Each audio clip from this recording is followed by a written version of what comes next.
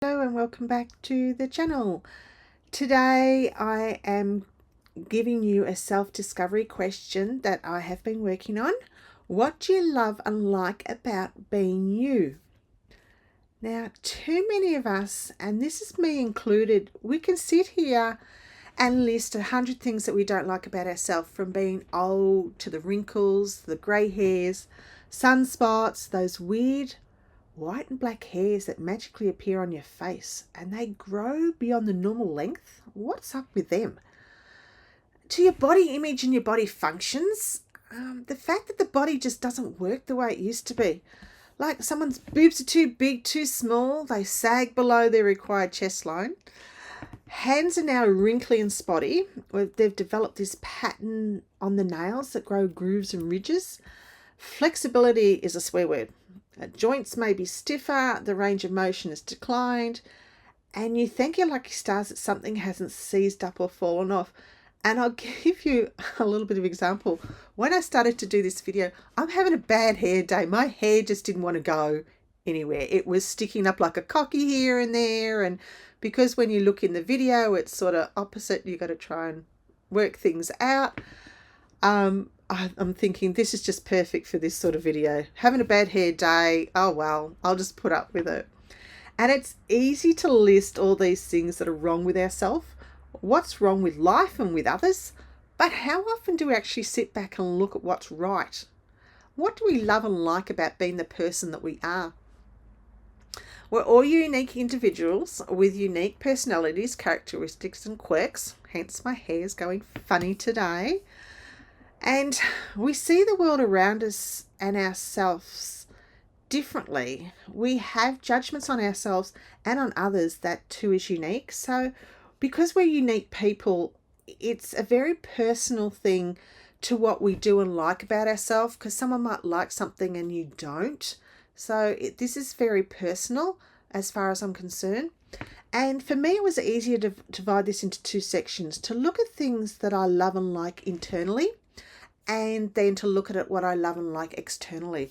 So looking at myself internally, I like that I'm a kind-hearted person, that I'm warm and loving. I have empathy for others. I have the ability to relate to a range of cultures and personalities.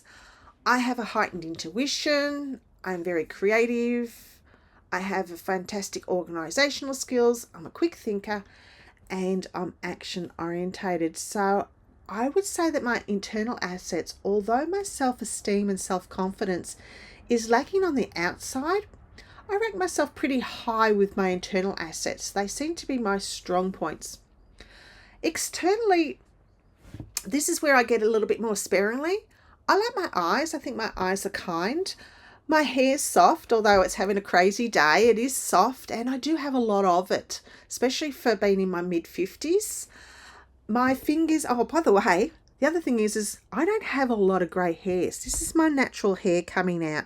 I do have a little bit, but I don't have a lot of grey hairs, so I find that definitely an asset. My fingers are long, and I do like the shape and the feel of my boobs. So, don't judge me. It's my body. I can feel what I want. So my external assets are few, mostly because I'm not happy with the body I'm currently in. I did love my legs. I have long legs that finish to my waistline, but I can't see them with the weight I'm carrying. I will put a picture in. I can't remember which side it goes in, but I will put a picture in of my body in my younger days. And I was dressed up to go to a wedding shower or something where we had to dress up in sort of lingerie stuff. So excuse the style. I do love my body, except my stomach. I wasn't happy with my stomach when I was growing up. And I did understand the importance of exercises, but back in those days, I think the exercises were more catered around men and not necessarily women. So now they've got Pilates and everything. I think that sort of, although I had like a little bit of a little pot of a stomach, and I'm talking about a slight little pot of a stomach because you could see my hip bones, and then I had a little bit of a pot. I would have for me, in my eyes, the perfect body was a flat stomach. And I think I was sort of being a bit unrealistic. So let me get back to the subject. What I love about myself internally and externally is what really I need to focus on. It's not what I don't like about myself. And this doesn't mean that I give up on working on the things that I would like to improve. What it does mean is that I don't punish. And I think that's the correct word I would use, is punish, because we tend to punish and criticize ourselves for what we're not instead of recognizing our qualities for what we are. And I do this so I'm reminding myself not to do it. So this part of the video, I'm thinking I need to work out my qualities and know what I can use as my advantage. So my qualities are my advantage, and I'll be a happier person in myself and in my life if I can work on those qualities. And part of my quality is being able to identify that I aren't happy with myself. I'm not comfortable with my body image.